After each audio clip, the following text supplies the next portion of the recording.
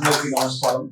ఈ వేదిక మీద ఉన్న జనసేన నాయకులు, అదేవిధంగా వరంగల్ సంబంధించి చాలా మంది 2009లో ప్రయాణం చేసిన వాళ్ళు ఉన్నారు, 2014లో ప్రయాణం చేసిన వాళ్ళు ఉన్నారు, 2026లో కూడా మాతో పాటు ప్రయాణం చేస్తారు. అంటే వీళ్ళ కష్టం మామూలు కాదు.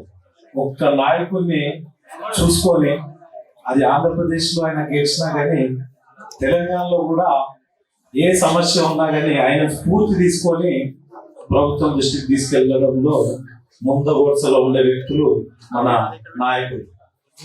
శివభక్తి కానీ, అదేవిధంగా బాలగౌడ్ కానీ, అదేవిధంగా మన వంశీ కానీ, అదేవిధంగా పాలకుర్తి నాగేష్ కానీ, ఆంజనేయులు కానీ, అదేవిధంగా శివ కానీ, ఇట్లా చాలా మంది. అంటే ఇక్కడ ఏది జరిగినా కానీ అన్న కాల్ చేస్తుంది. ఇప్పుడు తగ్గినాయి, ఎందుకంటే జిల్లాల వారికి అంతా ఎక్కడ అక్కడ డివైడ్ చేసి కొన్ని జిల్లాలని కొంతమందికి అప్పచెప్పి పార్టీ ముందు తీసుకెళ్ళడానికి ప్రయత్నం చేస్తున్నాం. నేను కానీ రామ్ గారు కానీ మిగతా అందరూ కలిసి ఈ పార్టీ ముందు తీసుకెళ్ళడానికి మొన్న జూన్ 2 ఏదైతే జనసేన అధినేత శ్రీ పవన్ కళ్యాణ్ గారు పిలుపునిచ్చిందో తెలంగాణలో ఖచ్చితంగా బరిలో ఉంటాం, ఖచ్చితంగా అసెంబ్లీలో అడుగు పెడతామని మీ ద్వారా తెలియజేస్తాం.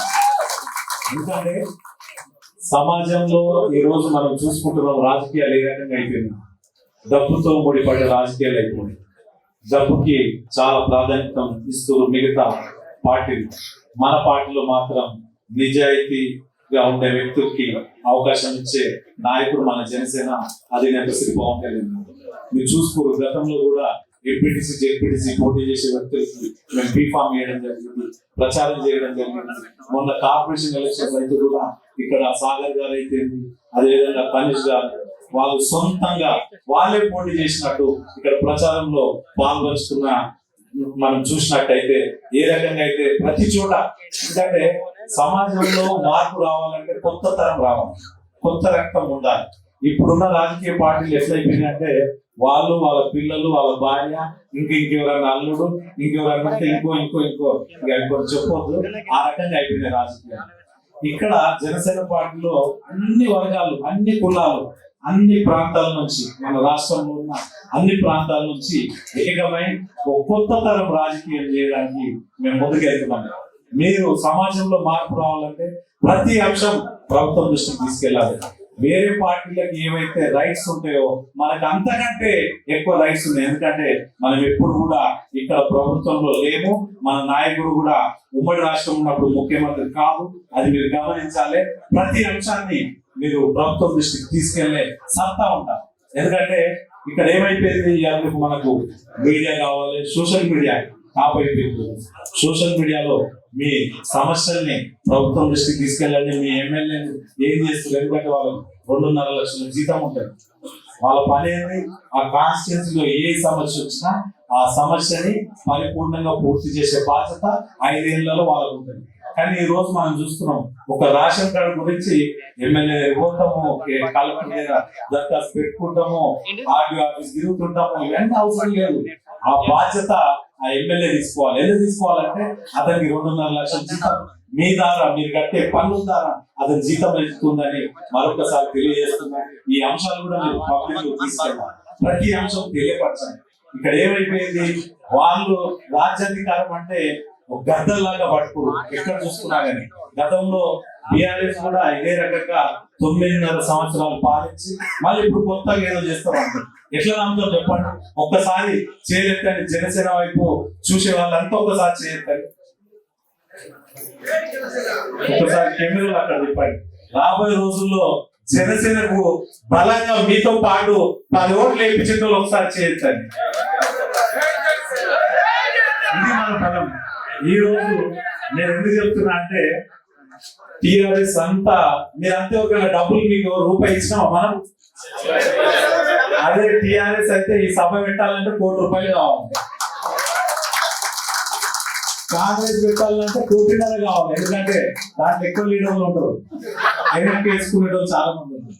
కానీ జనసేన పార్టీలో మాత్రం 2014 నుంచి మాతో పాటు కష్టపడకుండా జెండా పట్టుకొని మా నాయకుడు ఎక్కడొచ్చినా మన జననేత అధినేత శ్రీ పవన్ కళ్యాణ్ గారు ఎక్కడ పోయినా అది ఆంధ్రప్రదేశ్ అనుకోండి, తెలంగాణ కానీ, బార్డర్ మన మొన్నటి వరకు నిజామాబాద్ ఏదైతే బార్డర్ ఉందో, ఆ నాందేడ్ బార్డర్ ఏదైతే ఉందో, మహారాష్ట్రలో కూడా ప్రచారానికి వెళ్తే పెద్ద ఎత్తున వెళ్ళిన వాళ్ళు, అంటే నిజాయితీగా వాళ్ళ సొంత డబ్బులతో ఖర్చు పెట్టుకొని పార్టీకి పనిచేసిన వాళ్ళే తప్ప వాళ్ళు ఏమి ఆశించరు.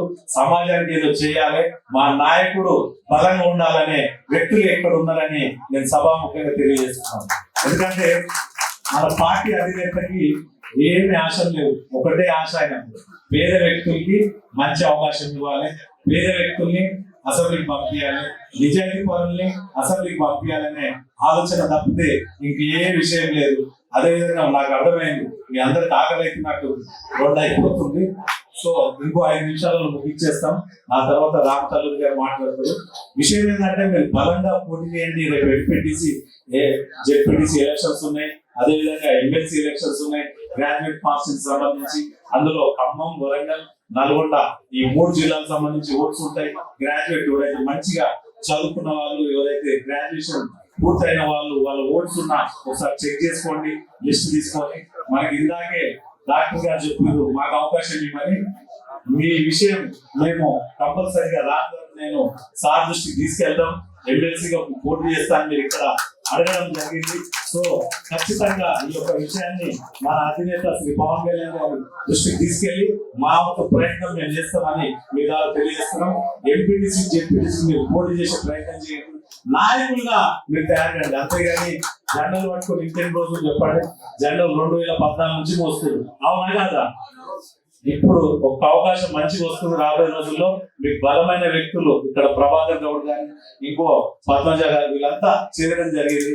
అందరూ కలిసి ప్రయాణం చేయండి. ఏముండదు ఇక్కడ రాజకీయాలు. మీరు గొడవపడితే వేరే కొత్త వాళ్ళు చాలా మంది ఉన్నారు.